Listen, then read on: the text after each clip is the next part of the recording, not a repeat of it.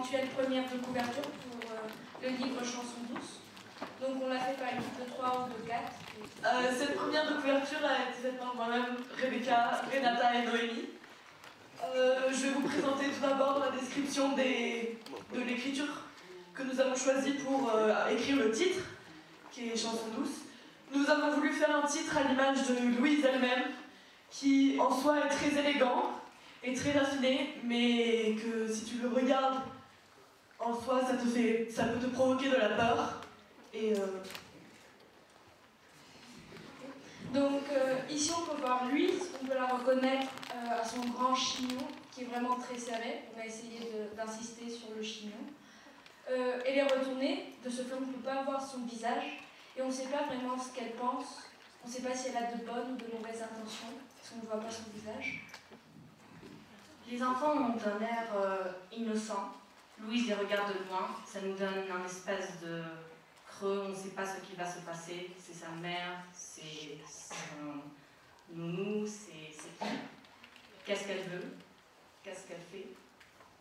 Et en effet, ça fait un contraste avec le blanc de derrière, toutes les couleurs. Donc, en conclusion, on a fait cette première de couverture en utilisant des éléments comme les personnages ou la manière dans laquelle on a dessiné les personnages, le contraste, les couleurs, le contraste entre le titre et les dessins en soi. On l'a fait pas vraiment pour faire peur, mais pour faire ressentir du mystère, et un sentiment de mystère et de suspense. Et aussi pour démontrer la relation malsaine entre la nounou et les enfants, et la famille. Je tiens à dire qu'on a tous travaillé sur cette affiche, c'est Jessica qui a réalisé le produit final. Elle a un grand talent pour les arts plastiques, donc c'est magnifique. Donc on a déjà voulu représenter les 3 personnages qu'on peut dire qui sont les principaux, qui sont Louise au centre, qui tient les 2 enfants, donc Lila et Adam. Et ils sont au centre pour montrer que c'est les personnages principaux, et ils sont représentés de manière comme ils sont décrits dans le livre. Louise, elle tient un couteau, si vous pouvez voir, qui est sanglant, qui a du sang dessus, et ils sont tous les 3 debout sur un bord de sang pour représenter le final du roman, mais aussi le début. Et au milieu, on a représenté Louise avec son chignon blanc et sa robe bleue, car c'est comme ça qu'il est décrit au livre. Et on peut voir que les enfants sont trop proches d'elle, car elle ne veut pas les lâcher, c'est de ce qu'on comprend du livre. Et après, on a choisi la lune parce que cela représente la nuit, les nuits que nos mères nous racontent ou nous chantent des chansons douces. Cela représente un peu pur pour les enfants. Et après, c'est représenté avec la couleur rouge. Et cela représente le sang et la violence, un peu du contexte du livre. Et pour enfants, on a choisi les couleurs foncées pour démontrer les suspens du contexte du livre. Merci. Bon, nous on a fait cette première de couverture, elle est d'une certaine façon très simple. On peut voir une fossette dans laquelle elle sort une rivière rouge, bon, on pourrait dire que c'est du sang. Et on peut voir là une femme avec un chignon, avec son caractéristique chignon, c'est Louise, qui est en train de regarder la rivière. Donc c'est une première de couverture très simple, mais d'une certaine façon très explicite.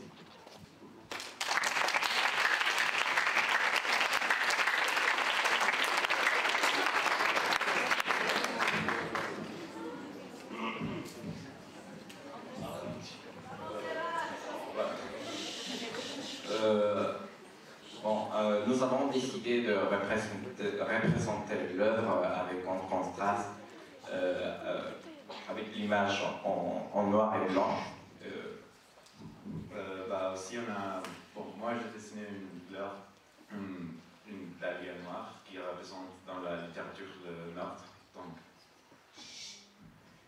Aussi, on peut voir la femme qui est la mère de ces 2 enfants. Voilà.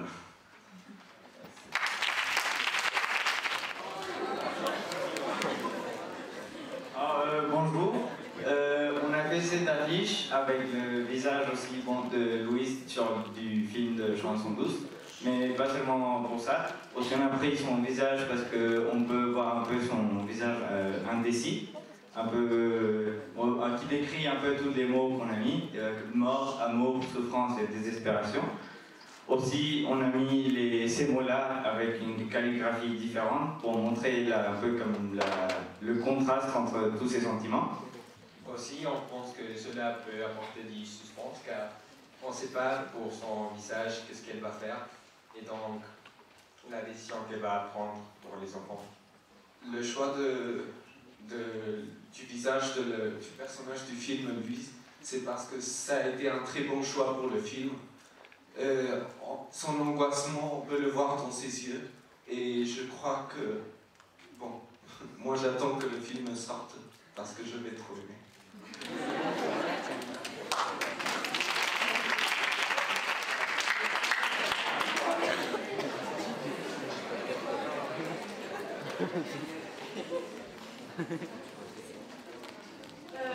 Nous, on a fait cette affiche car en fait, cela représente un peu les deux faces de Louise. Car d'un côté, elle paraît comme une mère qui aime ses enfants et tout ça, et d'un autre côté, et c'est son autre face, elle a un couteau, et cela représente un peu comment elle est très bonne comme nous avec les enfants, et à la fin elle finit par les tuer, donc c'est pour ça qu'on a choisi cette affiche. Nous, on a décidé de représenter Paul et Myriam en Grèce, en vacances, et on a aussi décidé de représenter Louise. Elle regarde la scène comme avec envie. Elle a envie de faire partie de cette famille. Et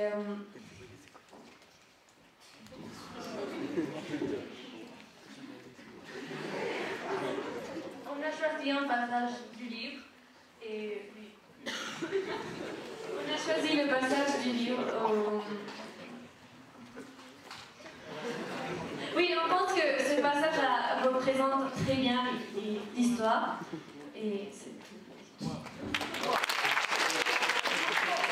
Bon, on a décidé de présenter ces passages que je crois que c'est les plus importants. Et puis, les mots étaient bouche, et c'est un peu souffrant. Et il y a aussi Louise qui n'a pas de visage, car c'est la représentation de sa façade, des nounous et... Ah oui. Aussi les jouets, un peu de sang, mais aussi les jouets représentent alors sa décédure et sa innocence. C'est assez différent, certains qui ont insisté sur la violence, d'autres au contraire sur la douceur de Louise. Je suis très touchée que certains choisissent le passage en Grèce. Effectivement, le contraste entre l'innocence des jouets, du petit ourson et puis le sang. En tout cas, voilà, vous avez une très belle compréhension du sujet. Et puis, une couverture, c'est très important. On réfléchit pendant très très longtemps sur une couverture. Alors en France, c'est un peu particulier parce qu'on n'illustre pas beaucoup les couvertures.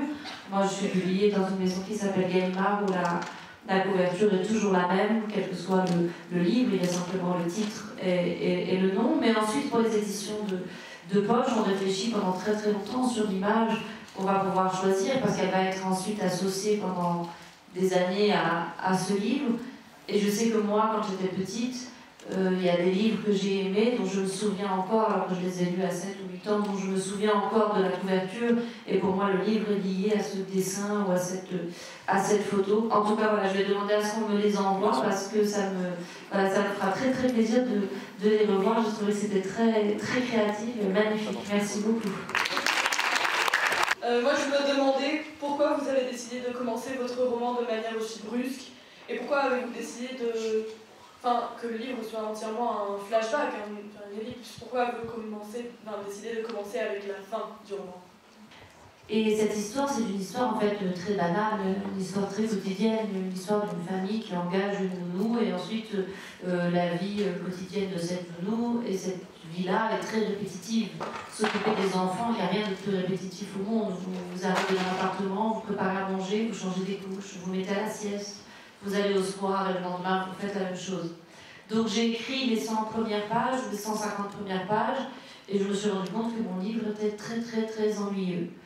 Et je ne savais pas comment avancer. Et puis surtout, je me suis dit, si moi je m'ennuie, j'imagine que le lecteur va s'ennuyer encore plus et n'aura pas envie de tourner les pages. Donc il fallait que je trouve une manière de faire que le lecteur soit dans une forme de tension et que tout ce qui est très banal, c'est-à-dire préparer une purée, aller au square, devienne très inquiétant et devienne quelque chose qui prend une forme d'ampleur extraordinaire, qui sort justement de l'ordinaire. Et c'est là que j'ai eu l'idée de commencer par le meurtre. C'était comme une manière à la fois de mettre une sorte de coup de poing à mon lecteur, de l'étourdir, de le brutaliser, et en même temps de lui dire, voilà, c'est toi l'enquêteur dans ce livre.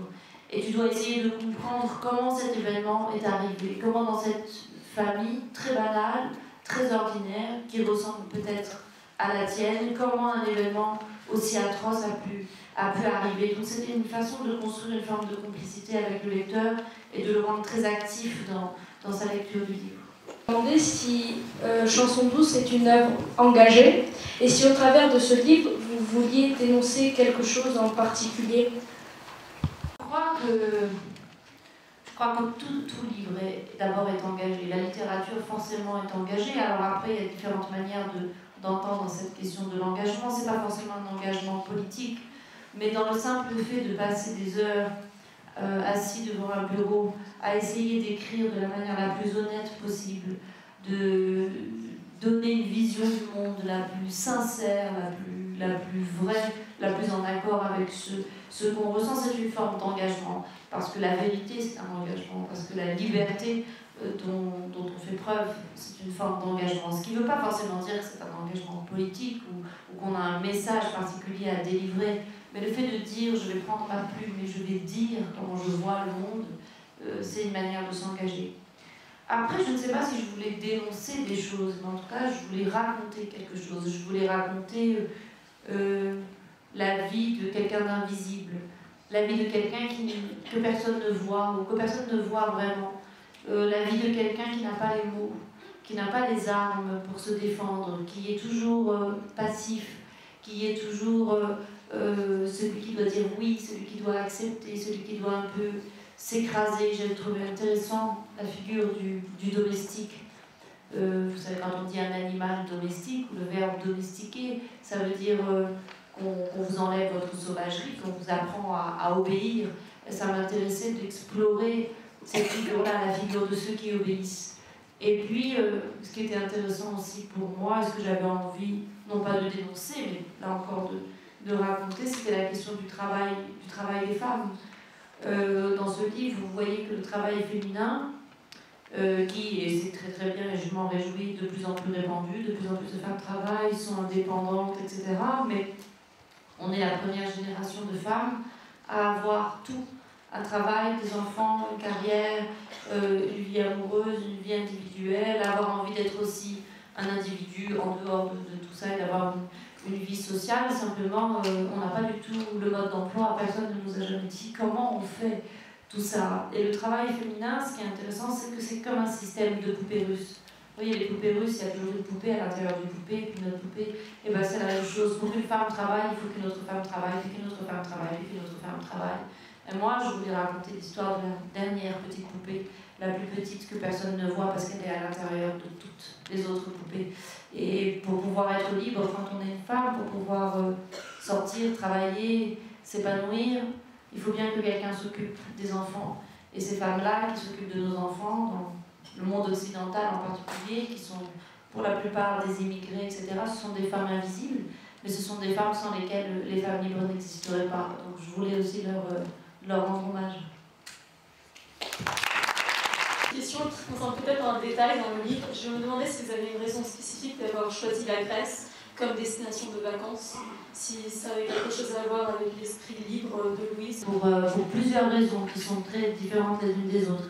La première, c'est parce que ce couple, Myriam et Paul, l'école, ils appartiennent à une catégorie sociale qu'on appelle plus ou moins les bobos, ou voilà, une espèce de petite bourgeoisie parisienne, pour qui la Grèce est la destination idéale. Sur ce genre d'île grecque, vous trouvez tout à fait cette catégorie socio-professionnelle. Ils aiment ces paysages, cette liberté, etc.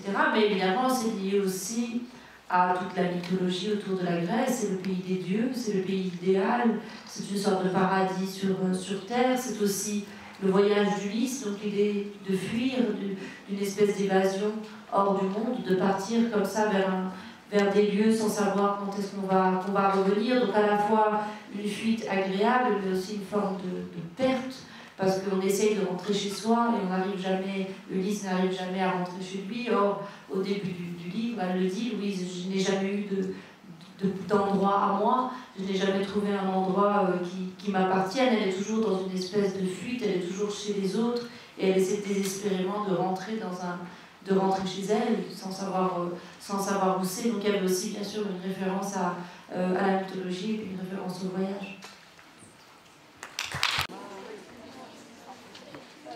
Bonjour, alors nous sommes la classe de seconde 3 et on va présenter le même travail que la seconde 2. On a tous créé différentes premières de couverture pour ce livre. Donc cette première couverture est faite par Maya et moi. On a décidé de faire des ombres pour les personnels. Là, c'est Louise et les enfants. Mais les personnes qui prennent ce livre pour la première fois ne le savent pas. Donc je crois que ça ferait un petit côté mystérieux. Et comme c'est des ombres et on ne sait pas, on ne voit pas ce visage, et c'est des couleurs plutôt obscures, ça donne un côté plutôt sinistre pour le livre et pour l'histoire.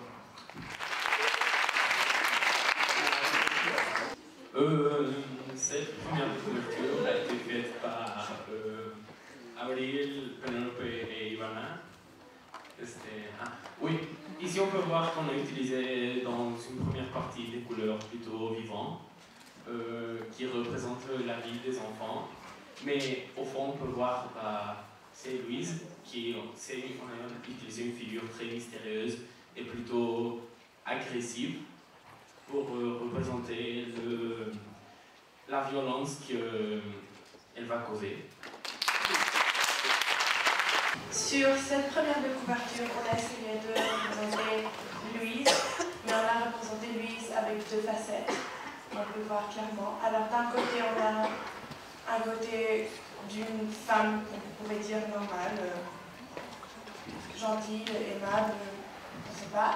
Et de l'autre côté, on a une femme plutôt obscure, mystérieuse, on a peur d'elle.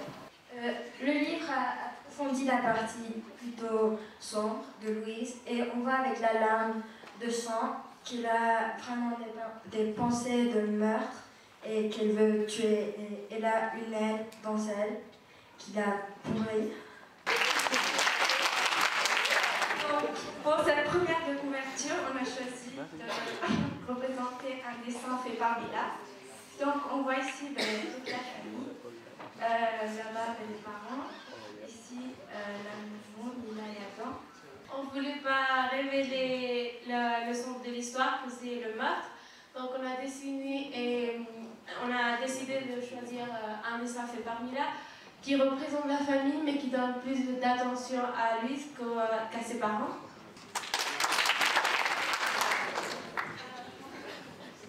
Bonjour, je m'appelle Maria et je fais cette première de couverture avec Valéria. On voulait représenter le contraste entre la violence et la tendresse de l'histoire du livre. C'est une image très simple. La femme n'a même pas de visage, mais on trouve cette image très intéressante et qui montre bien l'essence du livre.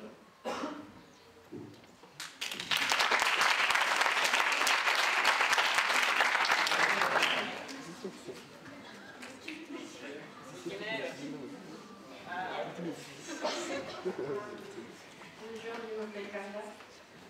Et on a fait cette première couverture. je lui ai représenté la famille d'un côté et la nuit de l'autre côté en noir. On a choisi de représenter la Louise en noir pour montrer du suspense. La famille est une couleur foncée pour attirer l'attention. Et c'est tout.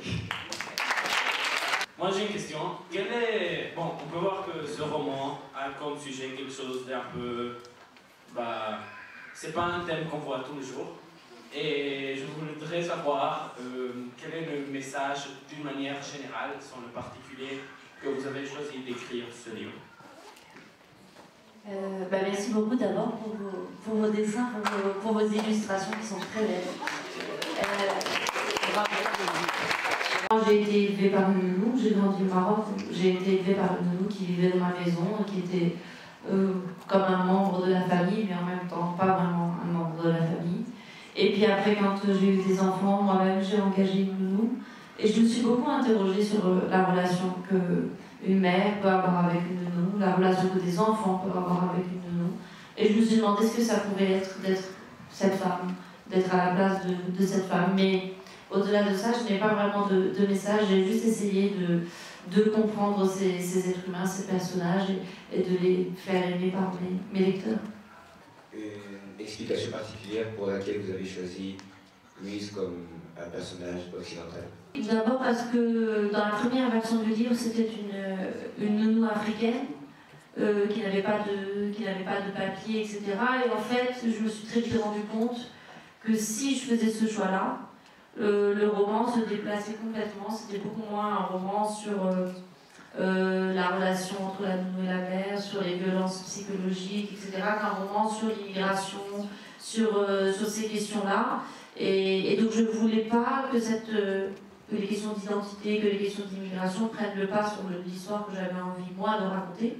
Et puis ensuite, je pense que la littérature, elle est là aussi pour nous obliger à regarder le monde un petit peu différemment que la façon dont on est influencé par les médias, par les clichés, etc. C'est-à-dire que forcément, une nounou sera maghrébine ou africaine, forcément, un patron est blanc et riche.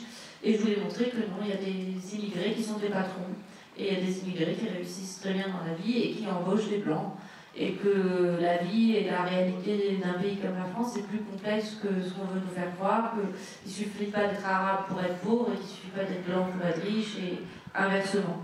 Donc voilà, je voulais aussi un peu me moquer du lecteur, il y avait quelque chose d'un peu ironique là-dedans.